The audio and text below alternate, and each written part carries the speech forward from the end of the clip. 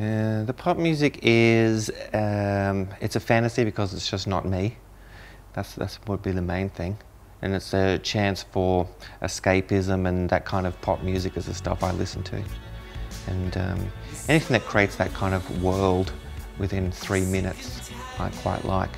And I quite like the idea of that kind of, sort of to quote Phil Spector-ish kind of way of creating a fantasy, a teenage fantasy in 3 minutes. And I also like the constrictions of pop song too, because I'm kind of doing lots of different things. So, I mean, I don't think I could do like a very long sort of considered musical piece. I just listen to pop music, so it's like the perfect form. No, I mean, before I even did music, I would always give an artist talk and say that the photographs were like pop songs. And I always thought it was because they had a title and they had an image, and the title is the trigger to the experience of the image. It sort of creates a very quick narrative, like a one little quick scene. And I was writing a lot of short stories, and that just sort of grew into the opportunity to make music as well, using the exact same thing of small triggers of experience, and instead of taking a photograph, created a song. So I think it's just a natural extension. The work began in 2001, so it's an old concept, and they started out as paintings. And I contacted Clinique because I liked their colour range with the makeup. And I wanted to do painting, but I couldn't be bothered how to fix and make up colours. Mixing colour just seemed too arbitrary. There's got to be a better way. So a cosmetics company had already done the market research. And so I took those colours and put them onto paintings, which were shown in reverse in gloss. And so you were reflected in them.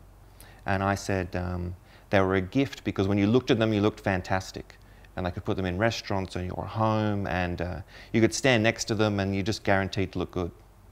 And I did this again in sort of 2006, made some more paintings, and the opportunity came up for Melbourne Now, and I applied the same concept but to a dance floor, sort of combining the interest of music and a cosmetics company.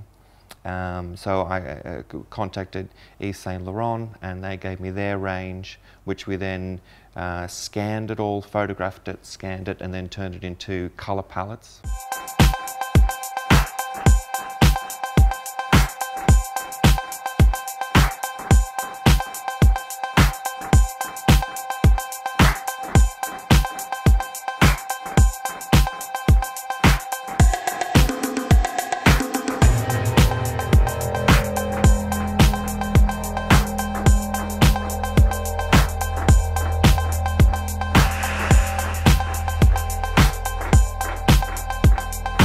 And the idea is just cut off the title from I Care For You to just simply For You.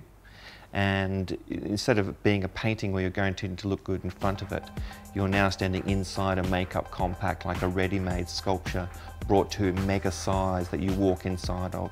And it's a surprise because you're not really expecting it in a gallery.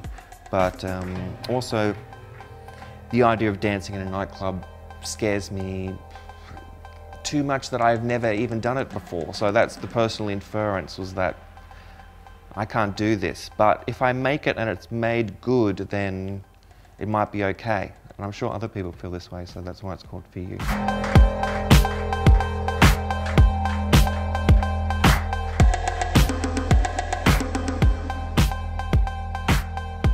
These paintings are called foundations, which are a carry-on from the Melbourne Now work of the dance floor and earlier paintings, where each painting has come from a cosmetics company's foundations range, and each company therefore is catering to a different audience, and therefore each colour palette is completely different. And instead of turning them into grids, I decided to turn them into abstractions that are either camouflage or almost like a desert landscape.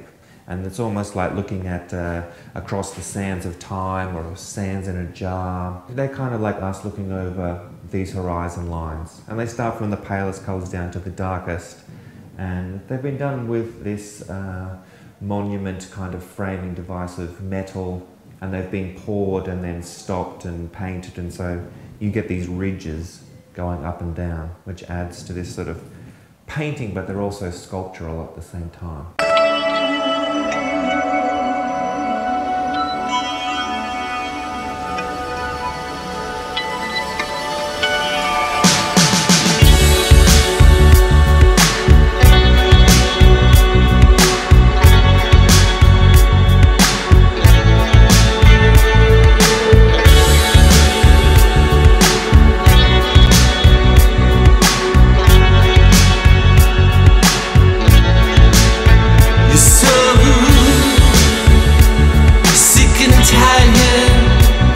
Of your life,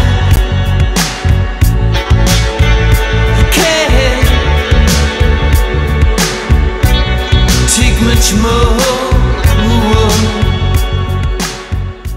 That kind of personal connection is where that work comes from. It's like anxiety, when that anxiety is what turns into artworks, and that anxiety is the thing that I can pull out and then promote, and that will turn into a work, or it will turn into a sculpture or a song.